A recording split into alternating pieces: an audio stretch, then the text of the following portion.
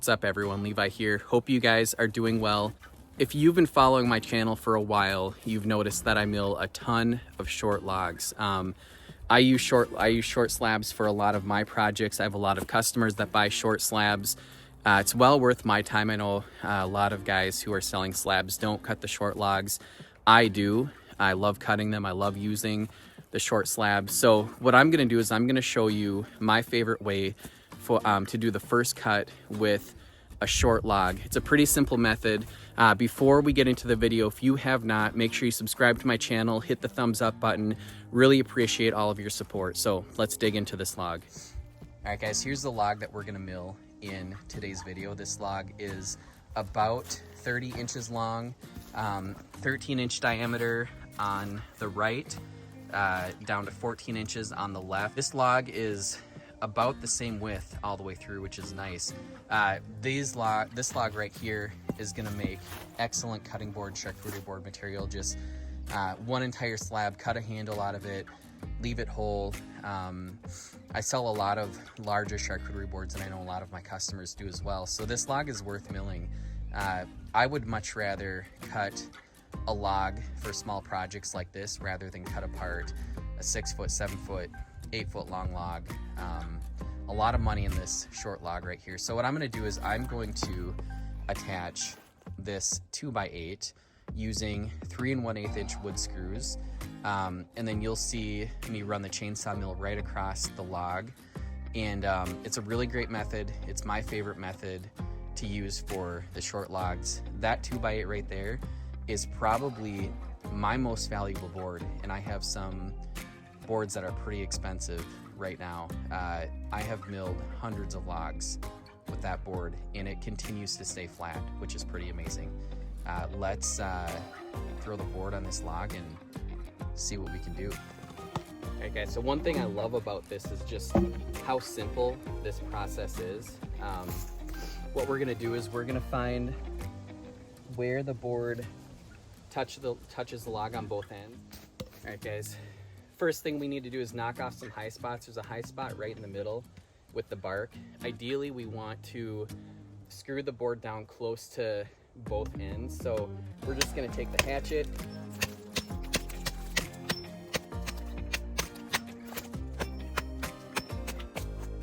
knock off some high spots, throw it on and see how it looks.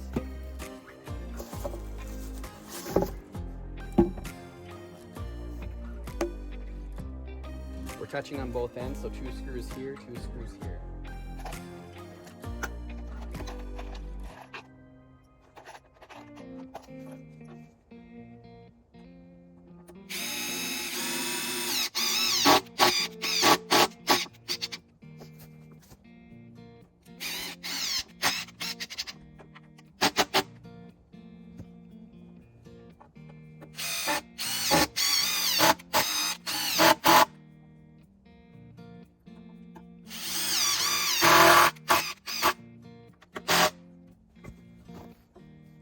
That board is not moving, it's solid. We're just gonna look down the board to make sure that it's flat.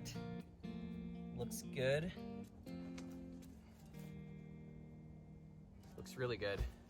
So the next step is we need to set the mill depth to be able to miss these screws. These screws are 3 1/8 inches long.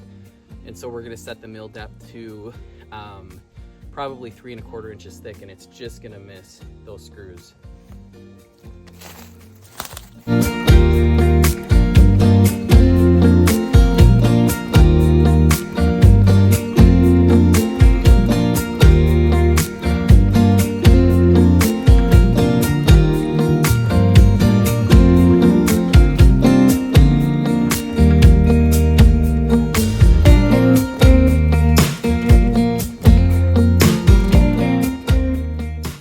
Guys, that cut went perfect. The face of this log right now is flat. I'm gonna be able to set my mill depth to 1.5 inches and start ripping slabs off of this. We're probably gonna get 5 1.5 inch thick slabs, if not 6, out of this log. Really, really gorgeous colors. I'm using a Granberg G777 small log mill. using Gramberg ripping chain. The Gramberg ripping chains are the best ripping chains that I've used. I'm gonna show you right now. Look at how smooth that is for a chainsaw. Bandsaw mills, freshly sharpened chains, they've gotten, I mean, they have similar results. It's flat, really, really nice looking wood. So we're gonna set that mill to 1.5 inches thick. We're gonna slab the rest of this and we'll see what we get at the end.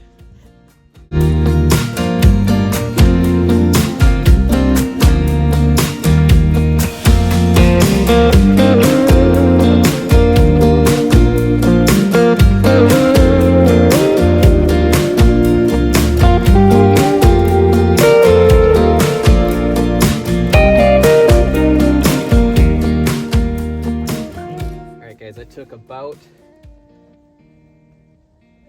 7 minutes to cut. Got 5 slabs. They're flat, they're gorgeous.